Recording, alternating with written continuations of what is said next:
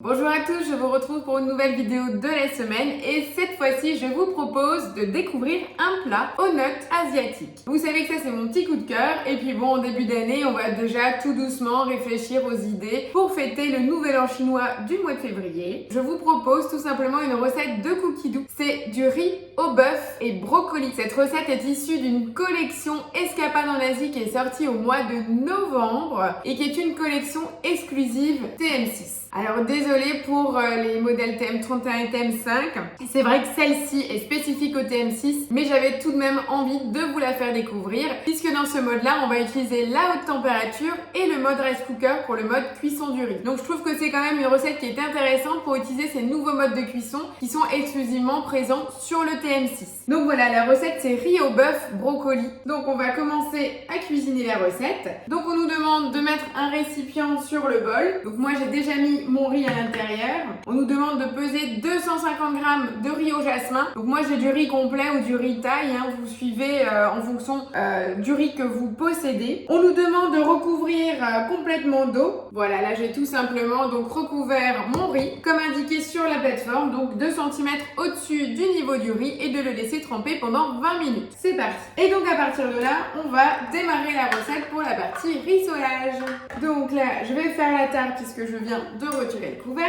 On va mettre 20 g d'huile végétale. Donc n'oubliez pas sur cette quantité-là, vous pouvez bien entendu vous-même jouer la carte de réduire ou non. La gousse d'ail que j'ai là est bien sûr dégermée, donc c'est pour ça qu'elle est coupée en deux. Je mets le couvercle sans le gobelet doseur et là je pars pour 2 minutes 30, température varoma, vitesse mijotage. Donc là vous voyez on utilise vraiment juste la température varoma. Donc cette étape là on pourrait la faire avec n'importe quel Thermomix. On entend bien que le couteau est toujours en train de tourner et on chauffe à température vraiment pour pouvoir faire revenir l'huile, donc qu'elle soit déjà très chaude avec les saveurs d'ail avant d'y rajouter la suite des ingrédients. Et vous allez voir après, quand on utilise la haute température, que là en fait le couteau va se stopper. C'est ça la différence. Et la haute température ne va pas monter à 120 degrés comme ici, mais jusqu'à 160.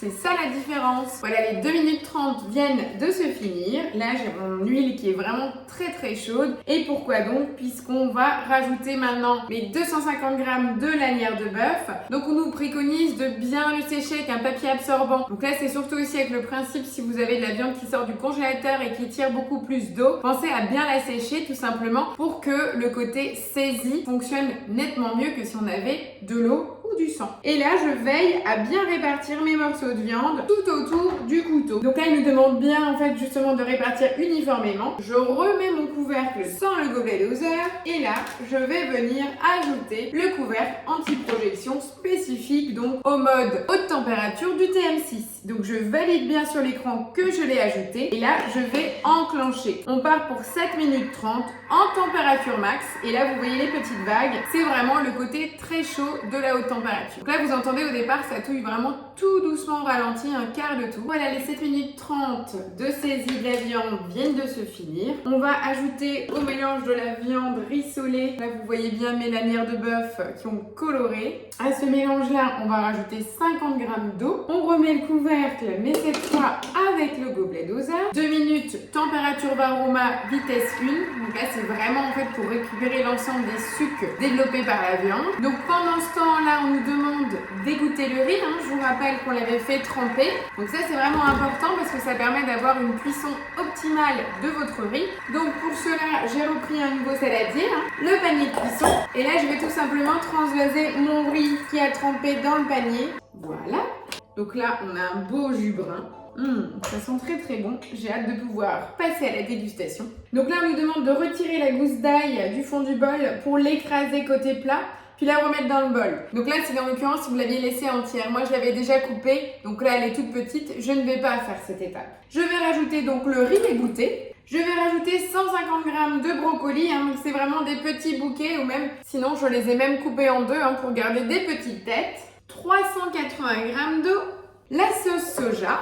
Donc là, eux, ils parlent de 40 g de sauce soja légère. Et après, derrière, 10 g de sauce soja épaisse. Donc moi, je n'en ai qu'une seule. Par contre, pour 10 g, je n'achète pas un nouveau produit. Donc je vais tout simplement mettre 50 g de sauce soja classique que j'avais déjà dans mes placards. Et là, c'est comme je dis toujours à mes clientes, c'est là où j'apprécie que le Thermomix ne parle pas et qu'on puisse être libre de nos choix quant aux ingrédients et au grammage que l'on souhaite. Donc là, 50 g de sauce d'huître. Là, par contre, je l'ai bien acheté. Là, je rajoute les pousses de bambou émincées. Donc là, je l'ai acheté en épicerie asiatique, donc elles sont en conserve à la base. 5 g d'huile de sésame, ça sur le côté aromatique, c'est fabuleux. Une cuillère à café de sel. En tout cas, au niveau couleur, dans le bol et tout, c'est vraiment sympa. Je vais quand même vous montrer. Regardez, c'est quand même très très sympa. Voilà, donc j'ai juste passé un petit coup de spatule quand même pour mélanger. Donc on me demande de remettre le couvercle sans le gobelet doseur et de placer donc le panier de cuisson sur le dessus du couvercle pour le mode rice cooker, ok. Et là, vous voyez, il n'y a pas de temps. J'ai juste à enclencher le mode de cuisson rice cooker, donc c'est un petit bol de riz. Et là, le temps en fait va s'adapter tout seul. Donc là, en l'occurrence, on part pour 28 minutes, enfin 29 minutes exactement, puisqu'il reste 28 minutes 50. Voilà, donc je vous retrouve dans une petite demi-heure. À tout de suite. Voilà, il nous reste 2 minutes de cuisson. Et je vous laisse constater, il n'y a strictement aucun bruit. C'est ça qui est intéressant sur le nouveau mode, c'est d'ailleurs pour ça que j'en profite. On nous demande en fait de mettre le panier de cuisson sur le bol, tout simplement parce qu'au démarrage, le couteau tourne, il va monter très fort en température, donc vous allez avoir un fort dégagement de vapeur. Et après, une fois qu'on est à la température, et là on est juste en cuisson, le Thermomix se stoppe complètement. Du moins le couteau qui tourne, on n'a plus un bruit et ça continue à cuire. Et ça, c'est fabuleux. J'adore apprécier ce calme, surtout quand on a des cuisines ouvertes. Donc là, vraiment, il nous reste 54 secondes, ça termine de cuire tranquillement. Et donc là, on a terminé la recette. On va pouvoir dresser. Je vous ai déjà préparé l'assiette. Et si jamais vous ne deviez pas le consommer tout de suite parce que tout le monde n'est pas prêt, on pourra le mettre dans le plat de service. Regardez, on n'a plus de liquide, on a notre riz qui est cuit, le brocoli. Allez, on continue. Retirez le panier de cuisson, c'est bien noté, transvaser dans un bol de service, mélanger à la spatule, servir aussitôt. Pour moi, c'est la recette idéale. Je m'en lèche les babines, si je peux dire. On n'a plus de liquide, on a nos pousses de bambou qui sont intactes, nos bouquets de brocoli, nos lanières de bœuf. Donc là, n'ayez pas peur d'utiliser ce mode, il est magique. On retrouve nos morceaux intacts et surtout, pas de bruit à la cuisson. Je vais mettre juste une petite touche de piment pour la déco et mon assiette est prête. Voilà. Et franchement, j'ai qu'une hâte, c'est d'y goûter. Et d'ailleurs, je vais le faire tout de suite. Mais vous savez quoi? La petite note de piment, c'est pas mal. Ça pique bien au fond de la gorge. J'en ai la larme à l'œil. Par contre, ce qui est génial, c'est qu'on a toutes les saveurs. On a le croquant de la pousse de bambou et le bœuf est fondant au souhait. Donc moi, je vous propose vraiment, pour toutes les personnes équipées du TM6, de découvrir cette recette. C'est une valeur sûre. Allez-y, les yeux fermés et surtout, j'attends vos retours en commentaire. Je vous remercie de me suivre et je vous donne rendez-vous la semaine prochaine. Ciao, ciao!